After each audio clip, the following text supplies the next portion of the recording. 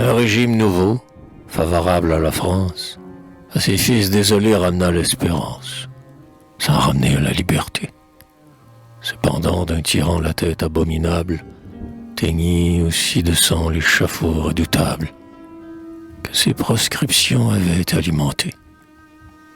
À peine revenu de ces horreurs profondes, le vaisseau de l'État voguait au gré des ondes, et, privé de pilote, abaissant son orgueil, flottait de gouffre en gouffre et d'écueil en écueil.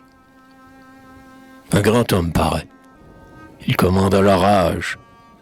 Des passagers surpris raniment le courage, et tous ceux qui l'arrachent au destin hérité, pour prix de leur salut, cèdent leur liberté.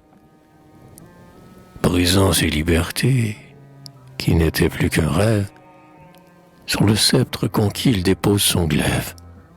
La France à lui s'enchaîne et grandit sous sa loi. Ainsi jadis, au bord du Tibre, il fallait des Brutus avec le peuple libre. Il fallut un César avec le peuple roi. Mais César se croit Dieu, car il voit qu'on l'adore.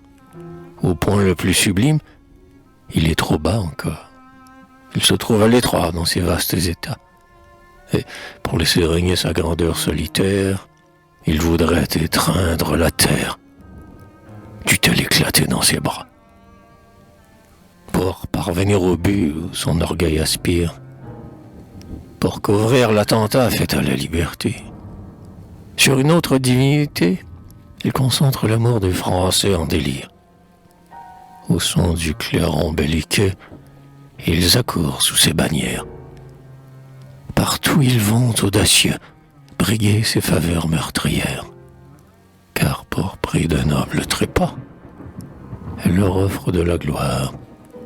C'est Bellone, c'est la victoire, c'est la déesse des combats.